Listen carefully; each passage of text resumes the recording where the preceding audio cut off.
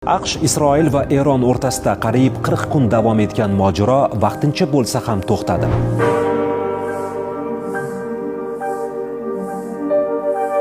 Oldindagi 3 daqiqa ichida nafaqat Yaqin Sharq, balki butun dunyo uchun bir qancha salbiy oqibatlarni keltirib chiqargan ushbu urushning yakuni haqida batafsil va tushunarli tarzda ma'lumot berishga harakat qilaman.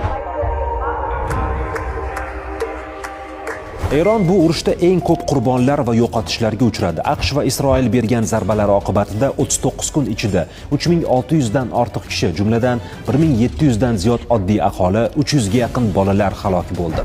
26 mingdan ortiq odam esa jarohat oldi. Turli statistikalarga ko'ra, Eronning 120 dan ortiq harbiy kemasi, jumladan 11 ta suv osti kemasi shikastlangan yoki cho'ktirilgan.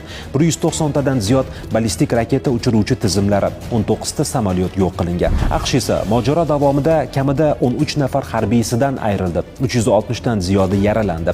Ekspertlarning baholashicha, Donald Trampning Eronga qarshi amalga oshirgan harbiy kampaniyasi 22,3 milliard dollardan 31 milliard dollargacha tushgan bo'lishi mumkin. Isroilda esa kamida 33 kishi halok bo'lgani va 7200 ga yaqin odam shifoxonaga yotqizilgani aytildi. Qancha harbiy texnika va qurollar shikastlangani haqidagi ma'lumotlar Isroil rasmiylari tomonidan sir tutildi. Hormuz bo'g'ozi yopilishi ortidan jahon bozorida neft narxi keskin ko'tarilib ketdi va bu sababli xalqaro savdo-sotiq, logistika xarajatlari ortib ketishi, qimmatchilik va inflyatsiya xavfi yuzaga keldi.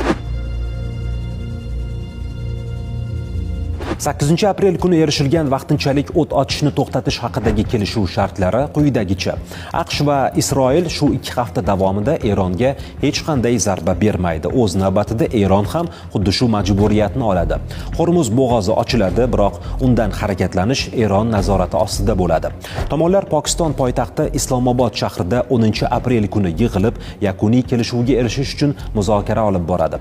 Lekin mazkur kelishuvning ayrim jihatlari bo'yicha hali murosaga kelinmagandek ko'rinmoqda. Masalan, Livan masalasida Eron va Pokiston tomoni bergan bayonotda o'zaro kelishuv bo'yicha Livanga zarbalar berilishi ham to'xtatilgani e'lon qilindi. Ammo Isroil tomoni Livanga zarbalar to'xtatilishi nazarda tutilmaganini ta'kidladi va sulhdan keyin ham Livan hududiga zarbalar yo'lladi. Shuningdek, Eron ommaviy axborot vositalarida mamlakatning AQSh oldiga qo'ygan talablari haqida yozilmoqda. Mazkur talablar o'ta og'ir va sharmandali bo'lib, Tramp ma'muriyati bunga rozi bo'lmasa kerak, katta ehtimol. Zero AQSh yetakchisi urushdan oldin e'lon qilgan asosiy maqsadlari Eron harbiy infratuzilmasini yo'q qilish, mamlakat hech qachon yadro quroliga ega bo'la olmasligini ta'minlash hamda uning mintaqaviy ta'sirini minimallashtirish edi.